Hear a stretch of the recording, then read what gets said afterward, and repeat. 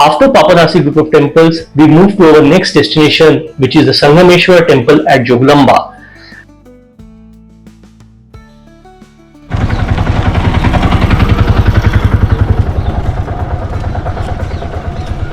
पापनासी group के बाद ये दूसरा टेंपल है संगमेश्वरा ग्रुप टेंपल। ये इसका आर्किटेक्चर काफ़ी सुंदर है, आप देख सकते हैं। ये वहाँ से अराउंड 1.5 किलोमीटर दूर है, एकदम ही पास है।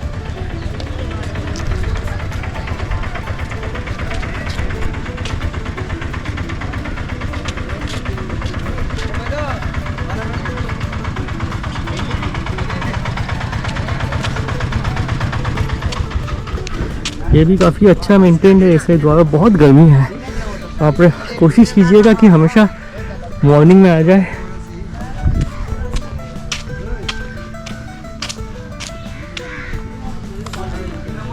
ये लगभग 7वीं शताब्दी का है और विक्रमादित्य 1 चालुक्यास का।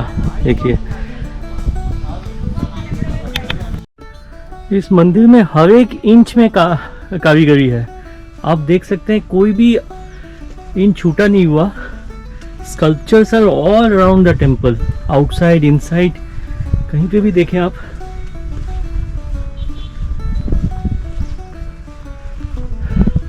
My wife and my daughter prefer to stay in the car. It is so hot. We could not come here again. Come here. We still have 2 temples to cover. The Kudavelli Sangameshwara temple in Alampur, Jogulamba is an ancient 7th century Chalukya style shrine famous for its intricate stone carvings, peaceful setting and structural relocation. Constructed by the Badami Chalukyas in 7th century CE, originally situated at the exact meeting point of the Krishna and Tungabhadra rivers, the entire monument was carefully dismantled and rebuilt rock by rock in 1979 at its present site 1 kilometer from Alampur bus stand to save it from Sri Sailam dam water. Since the temple was originally situated in Kudavelli village, it is known as Kudavelli Sangameshwar temple. The temple is an active temple with pujas being performed regularly. The temple was built by Pulakeshin I between 540 and 566 CE, who was the founder of the Badami Chalukya dynasty. The inscriptions found in 1980 at the Alka Brahma and Bala Brahma temples mention a pre-existing Mahadevayanta or main temple with linga referring to the Sangameshwara temple. Talking about the architecture, the temple is built in Nagara style on a high platform with 12-column large hall. It has detailed outer wall panels depicting Lord Shiva, Ganesha, Nataraja, ceiling reliefs and unique human life motifs inside crocodile mouths. It's an east-facing temple built with sandstones and measures 68 cross 41 feet.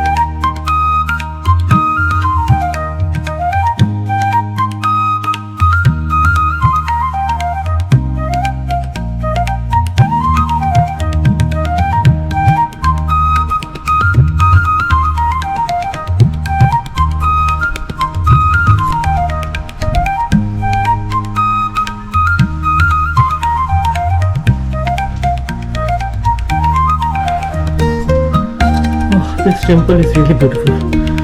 Words cannot describe this temple. Just look at this Gajalakshmi. Just have a look. This is awesome.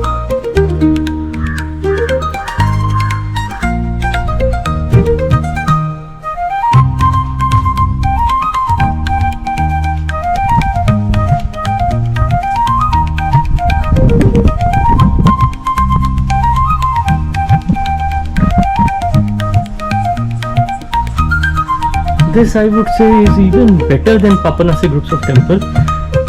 इतना सुंदर मंदिर मैंने आज तक नहीं देखा।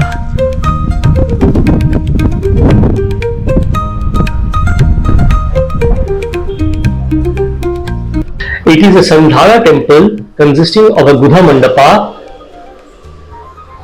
A Sandhara temple is a type of Indian architectural structure featuring an enclosed circumambulatory path or Pradakshina path around the main inner sanctum or Garbhagriha. A Gudha Mandapa is a closed or hidden hall, walled prayer hall that directly connects to or houses the inner sanctum compared to a normal Mandapa which is a pillared open hall. The temple has an Antarala and a sanctum with ambulatory. The Gudha Mandapa entrance doorway features Ganga and Yamuna at the base, while the figures of Sanganidhi and Padmanidhi flank the doorway. The Gudha Mandapa consists of 4 rows of pillars each and are mostly decorated with full-blown lotus. There is a relief of a large Nagaraja in the ceiling as seen in other Chalukyan temples. The pillars in the halls have nice carved images of Lord Vishnu, Kumaraswamy and celestial couples. There are several inscriptions on the pillars of the temple. The Antarala doorways have 4 shakhas decorated with Patralatha, Pushpa, Stamba and Rupa with Ganga and Yamuna, a Mithuna at the base. There is also a Garuda adorned with a Lalata Bimba. The sanctum has short square Linga Pita. There was a Marakita Linga beneath the Shivalinga which was found while the temple was being moved. The Shikhara is of Dviganda class and distinguished by Karna Shila capped by stupi of stone. The external wall faces on all sides are highly ornate and adorned with 9 niches, 5 on western side and 4 on eastern side. The niches carry Shiva's various forms, Sanganidhi, Padmanidhi, Ganga, Yamuna, etc. Front side has Ardhanarishwara and Ganesha. Side of the external walls has nicely carved Lord Shiva killing demon, Harihara, Manmadha or Kamdeva, Yama, Shiva with 18 hands and many more. One of the best temples I have visited till now. All the 4 corners have crocodile carvings with a human figure inside the crocodile mouth in one corner while the remaining corner having 3 crocodiles eating a goat. There is also a Matsya Yantra or a fish window in the external wall looking like a flower but actually a convergence of 8 similar fish.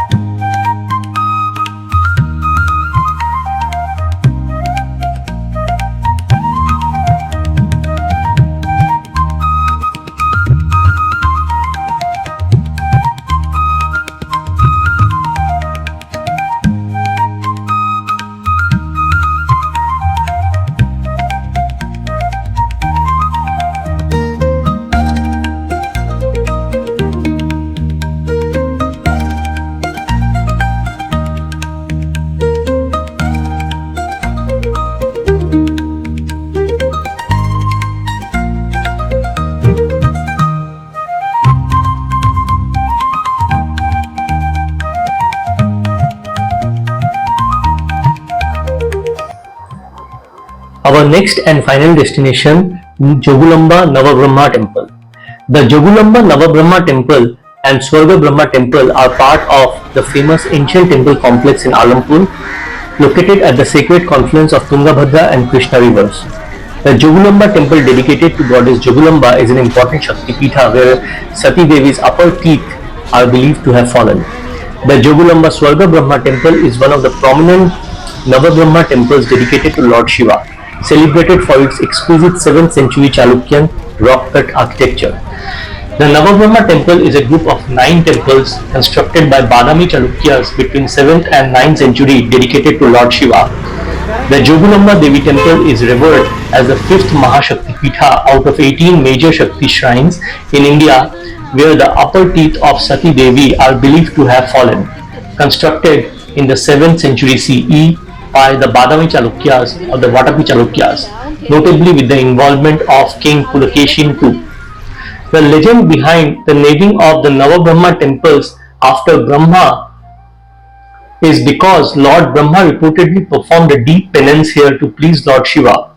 After Shiva blessed Brahma and gave him the power of creation, the 9 Shivalingas installed in these 7th century shrines came to be named after Brahma, such as Bala Brahma, Swarga Brahma, Padma Brahma, and many more. According to local myth, Lord Brahma prayed at this site on the banks of Tungabhadra river for a very long time. Lord Shiva was pleased and granted Brahma the divine power to create the universe.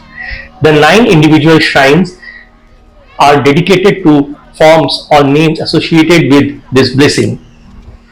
Navabrahma temples are a group of 9 early Badami Chalukyan Hindu temples dated between 7th and 9th centuries that are located at Alampuram or Himalapuram in Telangana. They are called Navabrahma temples, though they are dedicated to Shiva. They exemplify early North Indian Nagara style architecture with cut rock as the building block. The temples of Alampur resemble the style of Pattadakal, Aihole style, as they were Karnataka Dravida Vesara style native to Karnataka. The temples are significant for their east-facing simple square plans, intricate carvings of themes, Shaivism, Vaishnavism and Shaktism. They also contain early examples of friezes that narrate legends from Hindu texts such as Panchatantra fables. The temples were a significant influence of the later era Kakatiya Hindu temples. According to 8th century inscriptions found at the site, it is suggested that the site also had a Shiva Matha or Hindu monastery during the time of construction by Badami Chalukyas, which has not survived.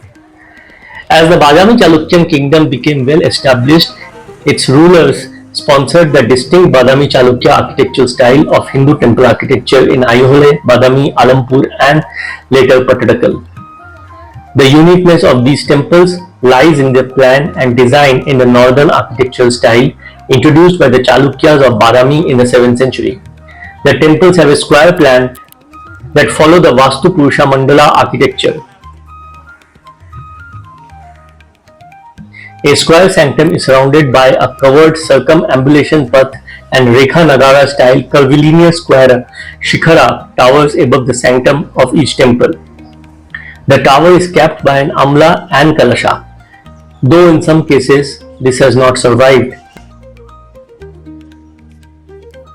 In front of each sanctum is a mandapa. The Navabrahma temples are Taraka Brahma temple, the Swarga Brahma temple, the Padma Brahma temple, the Bala Brahma temple, the Garuda Brahma temple, the Kumara Brahma temple, Arka Brahma temple, Veera Brahma temple and Vishwa Brahma temple.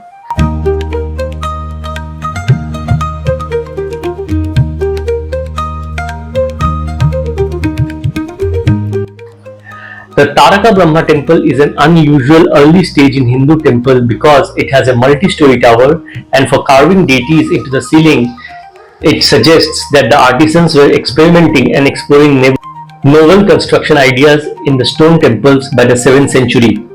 The Swarga Brahma temple is recognized as the most ornate and well preserved of the group, featuring detailed stone carvings of deities, dancers and floral motifs. The temple was built during the reign of Vinaditya in 681 to 696 AD. An inscription found in the temple states that Lokaditya Ela Arasa built in the honor of the queen. The temple has a Mukha Chatushki, a Buddha Mandapa, an Antarala and a Garbhagriha. It has a pair of Dikpalas in each corner of the temple. The temple shows 2 Nataraja, 1 Dakshinamurti, 1 Lingodbhava. The temple also has common life scenes as well as amorous couples in various stages of courtship and kama. The Padma Brahma temple is probably the last temple to be built in the group, one with an incomplete tower rather than a destroyed tower structure. The Bala Brahma temple is the largest structure in the group and remains an active place of worship today. The temple is likely the second oldest here, likely completed by 650 CE. It has Sanskrit inscriptions in early Telugu script, one of which can be dated to 702 CE. Friends, with this I come to the end of part 4. In part 5, I would be covering the remaining part of the Navabrahma temples of Jogulamba.